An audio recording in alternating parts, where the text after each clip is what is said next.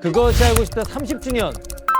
수많은 사실 분들이 이제 노력해서 30년을 끌고 오신 거기 때문에 그 원동력, 또 사명감 한번 이야기 나누는 시간 가져보도록 하겠습니다. 그래서 사실 제가 그 알이 굉장히 중요한 의미를 갖는다고 생각하는 게 그 알이 미제 사건을 많이 다루잖아요. 그러니까 미제 사건을 수십 년 동안 다뤄왔기 때문에 그 알 자체가 하나의 방송일 뿐만이 아니고 굉장히 거대한 미제 사건 데이터베이스로서 기능을 해요. 맞아.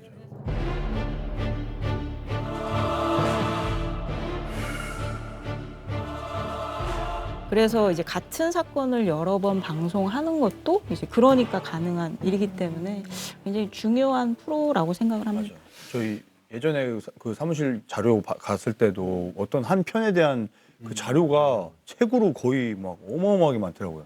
사진이 다 담겨 있고 그래서 그게 나중에 수사할 때도 뭐 쓰일 수도 있다고 막 얘기를 하셨던 거 기억이 나가지고. 실제로 수사기관에 저희 취재하고 나서 자료 제출도 많이 하고 대단하시다. 재심을 전문으로 하는 박준영 변호사라는 분이 계신데 일요일 날 밤에 갑자기 전화가 오셨어요. 전화가 와서 PD님 아무래도 예전에 화성 8차 사건 범인이 잡혔었는데 그분이 억울한 일을 당한 것 같다. 우리 그분을 찾아서 재심을 해야 될 것 같다. 재심이라는 게 당시에 수사 자료가 있어야 돼요. 근데 이게 거의 30년 가까이 된 사건에 서류가 남아있다고 해도 찾을 수가 없잖아요. 근데 그것이 알고 싶다의 5회 방송이 화성연쇄 살인 사건이었는데 그때 당시 PD들과 작가들이 입수해 놓은 화성연쇄 살인 사건의 모든 수사 자료가 SBS 그것이 알고 싶다 KBS에 다 보관이 되어 있었어요. 와, 우리 거기 뒤졌던데. 이만한 자료도 있었던. 네. 예. 그래서 그 자료를 토대로 재심을 신청했고 무죄를 받으셨죠. 예. 근데 이제 그때 가장 뜻깊었던 게 이제 재심을 청구하려면 한 1000장 정도 서류를 준비해. 재심 청구서만. 근데 거기에 증거 1호가 그것이 알고 싶다 자료 이렇게 적혀 있어요. 그것이 알고 싶다는 정말 범죄를 억제하는 역할을 하는 프로그램이다 이렇게 봅니다. 범죄자들이 위축되고 범죄를 조금이라도 멈추고 주저한다면 충분히 방송으로서의 역할을 하고 있지 않나. 이것이 우리 모두가 범죄와 악을 맞서는 모습이라고 봐요.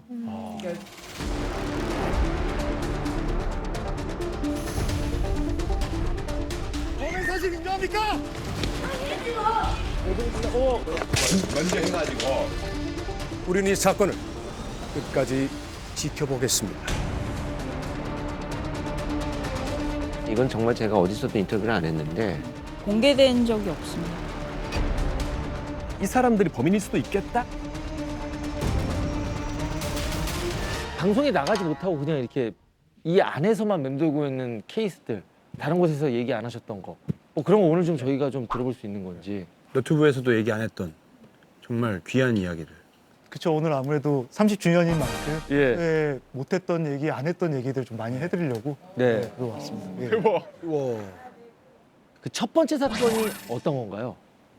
그 신정동 그 연쇄살인 사건, 보통 엽기토끼 사건을 많이 알고 계시는 그 사건을, 그러니까 2005년 사건인데 제가 그 사건을 방송을 했던 게 2015년이었거든요. 그러니까 10년 전에 연쇄 사건이었고 그게 좀 기사화가 많이 안 됐었어요. 네, 그러니까 저도 거의 처음 들었던 사건이었거든요. 이게 2005년에 그 서울 양천구 신정동에서 그 살인 사건 이 두 건이 6개월 간격으로 벌어졌는데 쓰레기장에 버려져 있던 쌀포대 안에서 놀랍게도 여성의 시신이 발견된 겁니다. 그런데 6개월 뒤인 그해 11월 권영의 시신이 발견된 곳으로부터 1.8km 떨어진 신정동 주택가에서 또 한 구의 시신이 발견됩니다. 둘 다 공휴일에 신정역 일대에서 모습을 감췄고 시신이 근처 주택가에 마치 포장된 형태로 유기된 점으로 봐 두 사건은 동일범의 연쇄 범행일 가능성이 제기됐습니다. 그런데 그 다음 해 2006년 또 6개월 뒤에 살인까지 가진 않았지만 납치가 됐다가 탈출하신 생존자분이 계시다는 걸 제가 알게 됐죠. 오. 그 신전역 주변에서 이제 여자분이 납치를 당하려다가 빠져나온 그런 사건이 있었죠. 근데 그때 처음 들은 거예요. 네, 처음 들어서 "헉, 생존자가 있다고요? 되게 놀랍잖아요. 그래서 근데 그분이 그 당시에 그 경찰 조사만 받고 그 뒤로 경찰 수사를 일절 안 받으셨어요. 뭐 수사기관 협조 안 됐던 상황이었는데 안 되겠는 거예요. 이분을 만나야 될 것 같은 거예요. 그래서 제가 근데 그때 그분 집을 몰랐어요, 제가. 대충 어느 동네다 정도만 알고 있었거든요. 제가 그때 경찰들하고 얘기를 하다가 그분의 어머니 성함을 언뜻 들었던 거예요. 그래가지고 그냥 그 동네 가서 그 어머니를 찾은 거예요. 이런 분 계시냐 계속 물어본 거예요. 이렇게 수소문을 한 거예요. 네. 했더니 다행히 그분이 좀 오래 사셔가지고 어디 사시는지 딱 나오는 거예요. 그래서 그분을 이렇게 찾아가서 이제 인터뷰 요청을 했는데 계세요. 계세요. SBS 도전 루피인데요. 잠시만. 역시나 거부하셨고 그래서 제가 그냥 마지막으로 그냥 근처에 기다리겠다 하고 문자를 보내고 한 1시간 가까이 기다리고 있었는데 그분이 연락이 오더라고요. 와. 아직 계시냐? 그러면 내가 한 10분 정도만 얘기를 하겠다. 라고 해서 나왔는데 거의 2시간 가까이 인터뷰를 했었죠. 김미수 사건의 피해자 박 씨. 그녀는 우리에게 뜻밖의 얘기를 꺼냅니다. 바닥에 끈이 많아갖고 남자가 화장실을 간 사이 재빠르게 뛰쳐나와 2층 집 신발장 뒤에 숨은 겁니다. 공포에 질린 그 순간 박 씨의 눈에 들어온 거는 뜻밖의 것이었습니다. 빵을 붙였던 거. 빵? 빵 먹을 수 스프 같은 거 있잖아요. 그 예전에 그런 거였거든요. 어디 붙어 있었어요, 이게? 신발장. 대단하시다.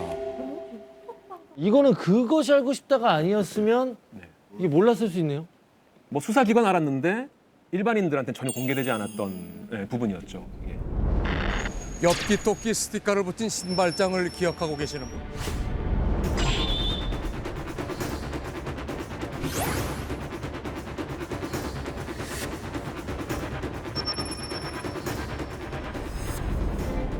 저는 정말 이거는 이 집만 찾으면 범인 잡겠다라고 생각했었고 그래서 현장에 꼭 전문가분들을 모시고 가고 싶었고 그 도준우 PD님하고 그때 이제 표창원 교수님하고 같이 직접 이제 사건이 발생한 신정동 현장에 가서 다니면서 이제 지리적 분석하고 행동 분석하고 전문가가 2명이 같이 이렇게 함께 나가서 찍는 경우가 많지는 않거든요.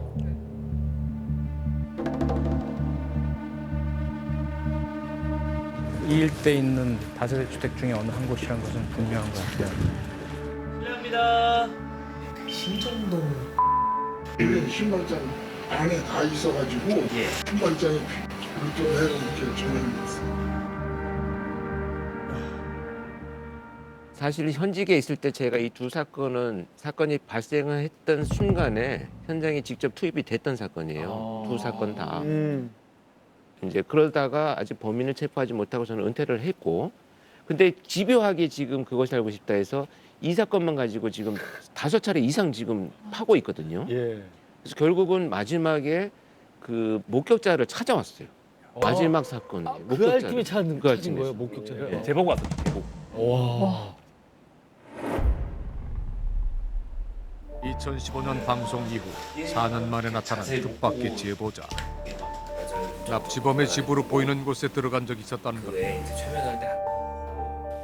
약간 얼굴이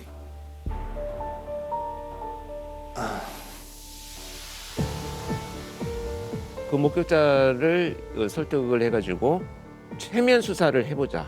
최면 수사요? 최면 수사라는 게 있어요? 수사관들이 최면을 수사를 활용을 해요. 근데 이거 최면을 수사에 적용해서 활용하기 때문에 법 최면 수사라고 합니다. 근데 최면을 저도 한번 해본 적이 있는데 이 사람이 어떤 마음을 먹고 집중을 안 하거나 뭐 하면은 최면이 안 걸릴 수 있는데 그게 정말 과학적으로 인정이 되는 수사인지. 그래서 최면은 그냥 집중 상태입니다.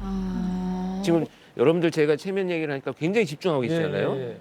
그 사이에 지금 막 부스럭 소리도 들리고 막 이렇게 여러 소리들이 나는데 하나도 안 들렸죠. 네. 막 이렇게 여러 소리들이 나는데 하나도 안 들렸죠. 네. 이게 최면 상태예요. 어떻게 보면 지금 집중 상태. 그래서 그 사람이 여러 다른 생각들을 낮추고 기억을 떠올려야 될 기억만 꺼낼 수 있도록 이렇게 그 인출 자극을 주는 게 최면 수사인데, 자 이거는 과학적으로 인정이 된다기보다는 수사의 단서나 정보를 얻어내는 데 쓰는 거로 이해를 하시면 되고, 그래서 용의자나 범죄자, 피의자한테는 하지 않아요. 안 하는구나. 그걸 이 지금 그 찾아오신 목격자를 통해서 최면 수사를 했어요. 그래서 했더니 몇 가지 그 당시에 수사에서도 안 나왔던 한 두 가지를 떠올렸어요. 진짜요? 그 처음에 진술은 어떠셨어요? 처음에는 이제 그 사람이 모자를 벗고 온 것 같다. 그 모자 쓴 사람이 아니고 다른 사람이 나타난 거잖아요. 제보자가 그날 만난 반지하집 남자는 한 명이 아니라 두 명이었다는 전혀 예상치 못한 기억. 그리고 전선을 요구했던 두 번째 남자가 눈화장을 했다는 기억 또한 놀라운 사실이었습니다. 그래가지고 이제 몽타주도 그리고 수사팀이 이제 제공을 했죠. 우와. 근데 여전히 아직 그 이 사람이 범인이다라고 할 수 있을 정도의 추가 단서는 안 나온 상황이거든요. 아 진짜요? 지금 서울청 미제팀에서 이 사건을 담당하시는 분이 하시는 말씀이 시청자분들이 그 후속 방송을 보고 이미 범인 잡혔구나, 끝났구나라고 아시는 분들이 많다는 거예요. 그래서 이제 제보가 안 들어온대요. 네. 그래서 지금 좀 기회가 된다면은 이 사건은 아직 끝난 사건이 아니기 때문에 여전히 제보가 필요하다. 네, 라는 얘기를.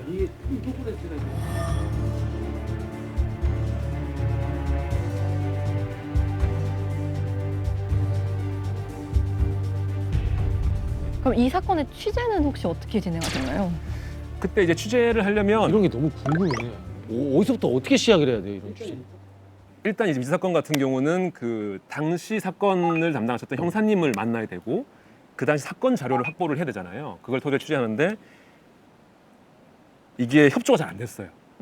기본적으로 미제 사건은 해결을 못한 사건이니까 이제 형사분들이 대체로 좀 껄끄러워하세요. 이거를 자료를 보여주고 뭐 하는 거를. 그래서 계속 안 된다라고 하다가 그렇게 하고 싶으면 서울청에 가라. 서울청에 가면 형사 과장님이 계신데 그분께 한번 허락 받아라라고 하시는 거예요. 근데 저는 그때 이제 그것이 알고 싶다를 온 지가 얼마 안 됐던 상황이었거든요. 그래서 저는 형사 과장이라는 분이 어떤 분인지 몰랐어요. 저희도 형사 과장이 누군지 잘 모르시죠? 처음 들어요. 근데 그분이 사실은 일선서에서는 서장급이에요. 일선서에서는 서장급이에요. 네. 서장님의 급이 어느 정도 높은지도 잘 몰라요, 저는. 이렇게 간략히 소개해드리면 경찰서의 가장 높은 분이 경찰청에서는 과장을 하세요. 경찰서. 파출소랑 경찰서도 다르죠. 그러니까 경찰서에 죄송합니다. 죄송합니다. 그럼 경찰청 안에 경찰서가 있고 그 경찰서 소속으로 지구대가 있어요. 지구대. 그러니까 만나신 분이 서울 시내 모든 형사 사건을 총괄하는 과장님이라고 생각하시면 엄청 높은 분이구나. 엄청 높은 분. 그럼 대표님을 주지 과장이라고 하니까. 근데 저도 당연히 대표님은 공무원의 대표님이 어딨어요? 과장 이런 거 아니고. 낮아 보여서. 그래서 그래서 어떻게 갔어요? 높은 분. 그래서 찾아갔어요, 서울청에. 찾아가서 그냥 형사 화장실이 있으니까 안내 그 팻말이 있으니까 그냥 쭉 갔어요. 어떻게 가서 갔는데 원래라면 그 형사 화장실 앞에 직원이 한 분 계세요. 네. 그 약간 비서 같은 역할 하시는 네, 그런 네, 분이 네, 계신데 네. 마침 그분이 화장실에 가셨나 봐요. 저는 몰랐어요. 없더라고요. 그래서 그냥 쭉쭉쭉 들어갔어요. 쭉쭉쭉 들어가서 화장실 똑똑 했는데 안에서 누구야? 그러는 거예요. 누구야? 그러는 거예요. SBS인데요. 대답하려고 물어봤으니까. 왜요? 뭐지 하고 들어갔더니 되게 당황하시는 거예요. 네. 어떻게 들어왔냐고 여기를. 어떻게 들어왔냐고 여기를. 그냥 왔다. 그냥 걸어서 그리고 왔습니다. 왔다. 네, 그래서 왜 왔냐? 예. 또 신정모 사건을 취재하고 싶다. 근데 협조를 안 해준다라고 하니까 그분이 나중에 알고 보니 그분이 사실 반대했던 거였어요. 원래 취재를 못하게. 근데 그 순간 너무 당황스러운 상황이니까 네. 빨리 저를 내보내려고 전화하신 거예요. 서에다가 전화하셔가지고 아 그쪽 왜 안 해줘? 빨리 해 하고 끊어버린 거예요. 네. 나가 저보고. 네 하고 나간 거. 굉장히 빨리 이루어졌네요. 되게 운 좋게 그렇게 돼가지고. 예. 근데 만약에 그걸 제가 좀 그 알을 좀 오래 해서 형사 과장이 어떤 분인 줄 알았다 그러면 절차를 밟고 왔을 텐데 예. 그런 게 없던 시절이라서 그냥 가서 된 거예요. 야, 근데 이런 거를 이렇게 조사해주면 당연히 저는 너무 고맙다고 해달라고 할 텐데 반대하는 이유가 혹시 왜 그럴까요? 이제 사건이 진행 중인 경우에는 사건의 정보가 나가잖아요. 그러면 지금 이 범죄자를 어떤 방식으로 경찰이 수사하고 있다는 것을 알려주는 결과밖에 안 되니까 그래서 최대한 더 중요한 것은 프로파일러들의 입장에서는 같은 패턴으로 시작한 범죄가 패턴을 바꿀 수 있어요. 반드시 동일한 수법으로 진행되지는 않습니다. 그러면 그랬던 사례는 있나요? 있어요. 유영철 정남규 사건이 다 그렇습니다. 그래요? 자, 유영철 사건이 우리 전부 침입으로 시작했잖아요. 집집마다 침입을 4건 저지르고 나서 어느 순간에 멈추고 사람들을 자기 집으로 불러들이는 것으로 바꿨어요. 이렇게 패턴을 바꿀 수 있어요. 이 말씀 들어보니까 왜 방송에 나오면은 더 조심스러운지가 그렇죠. 네. 방송을 보고 이거 어떻게 알았지? 하면서 바꿀 수도 있겠구나. 그래서 그 부분도 생각하고 수사를 하셔야 돼요. 맞습니다. 그래서 지금 사실 굉장히 중요한 말씀하셨는데 단순히 수법을 굉장히 예민하고 예리한 질문. 제가 강력파 형사가 꿈이었었어요. 진짜로. 진짜요? 근데 이 형 꿈 500개예요. 진짜. 네. 오늘 꿈이 강력반 형사인 제 거. 진짜 정말 예리하신 질문이에요. 그래서 사실 뭐가 수사 정보가 나간다 이게 아니고 프로파일러나 그 수사팀에서 누구를 어떤 방식으로 쫓느냐를 사실 말하기는 되게 어렵습니다. 그래서 저희도 방송 만들 때 이렇게 경찰청이랑 수사 협조를 해가지고요. 혹시나 범인이 알 수 있을 법한 단서는 방송에서 제외시키려서 하려고 노력합니다. 신정동 엽기토끼 사건은 아직 미제다. 해결이 되지 않았다. 그리고 그런 관련한 사건에 대한 기억이 있으시다면 제보를 해주시길 바란다는. 예. 그것이 합시다는 어떤 제보도 허투루 받지 않기 때문에 뭐든 제보해 주셨으면 좋겠고 그래서 준비해 온 것이 준비해 온 것이 022113에 50 카메라 감독님 저 그러니까 부담 없이 해도 된다는 거죠. 알아서 언제든 저희는 24시간 전화를 받거든요. 예. 네, 언제든 제보해 주시죠. 24시간 전화 받아요? 보통 24시간 중에 한 명은 있더라고요, 사무실에. 누군가는 꼭. 네, 항상 누군가는 있습니다, 사무실에.